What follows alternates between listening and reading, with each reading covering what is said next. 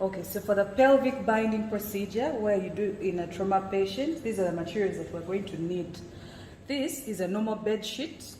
You can use a bed sheet or a lasso or any cloth material that you have at your disposal that will fold, and we shall see how we fold accordingly for whatever patient you have. On top of this, if you need to secure it, because the idea is to maintain the pressure and the tension in the cloth, so you're going to have 2 strong artery clamps. In the event that you don't have these, you can use the normal strapping you have in your hospital to secure the knot and maintain the tension. This can happen if you're 2 people applying the pelvic binder with that sheet, but if you're 1 person only, this is basically a simple stick. So anything, it could be metallic as long as it is safe for the patient and rigid enough. We shall see how to use it, but this can also be used just with a bed sheet to keep the tension there.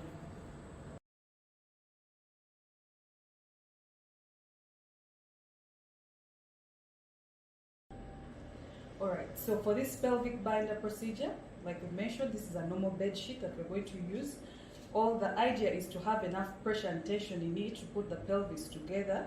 So that means we have to have a certain length of this bed sheet over the patient's pelvis. If it's too big, we won't have enough pressure applied, but then if it's too small, it will be too much. So sufficient pressure will be applied when this bed sheet is measured on this patient over the greater trochanter. This landmark of the greater trochanter is very palpable over here. So you just palpate over the patient's hip side. On the lateral side, you'll feel a bony prominence over there, and the same on contralateral side. So over this bony prominence, get this bed sheet. All I want is just a short distance below it and above it, and then so that it's right in the middle. So for example, in my bed sheet, I'll just size it up to around there. This width will be able to help me bind it appropriately, where the greater trochanter is right in the center, and then a bit of that length just covering the gluteal area of the patient. So I'm going to ask a second person to help me fold it along this length that I've measured, and then we apply it. This is the length I've measured, and then we're going to just first fold half of it. So get that other half, the second half. Okay, so I'm going to just fold up to this point, which I've approximated about half. Folded it this way. Now, when applying it in a trauma case, remember this is a trauma patient, we need to ensure cervical spine immobilization and full spine immobilization. This is called a log roll, what we're going to do, but in another video we shall demonstrate it fully. But ideally, 3 people can help log roll as I put the bed sheet. So I'll ask the person at the neck immobilization to count in, and then we can start the log roll. Right. On my count, on the count of 3, you're going to turn him to the left. 1, 2, 3, let's go. Then I'm going to slide the folded part right under, and then count as on my count, you will place him back. 1, 2, 3, let's go. Oh. So I've positioned it, and my greater trochanter that I palpated here is still right in the middle, and I positioned the bed sheet. So my assistant will pull back the other half. Okay. So what we're demonstrating is a 2-people technique.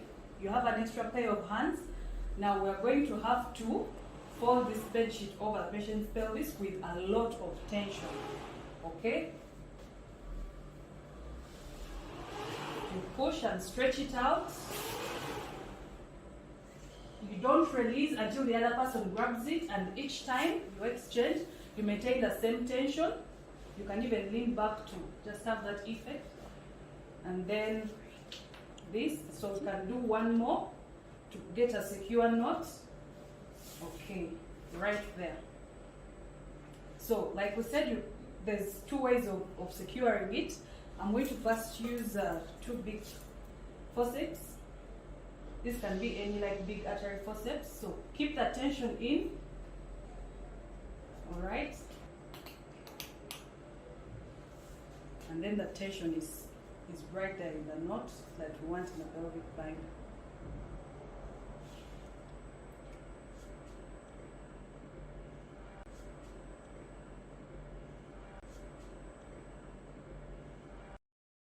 Alright, I have an assistant. We've already done the maneuvers of 2 people maintaining the tension in this knot. So we do not release, but this time around, instead of using the forceps to secure it, if you don't have those, we're going to just use the normal strapping. So you just grab one side, keep the tension in. He's keeping, for me, the tension as I just roll this over. I'm just creating an area which I can finally strap down and maintain my tension. So keep your hand there. So get your normal strapping and tie and pass it around this part and secure it. You want to use a bit of length so that this entire knot is covered up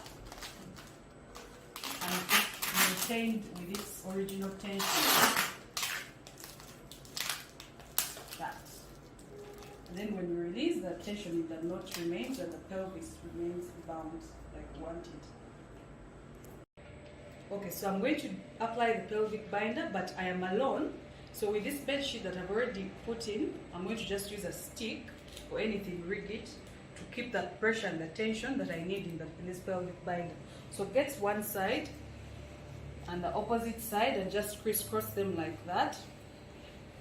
Okay, put your stick or rigid material in there and then just make a knot to secure it in place.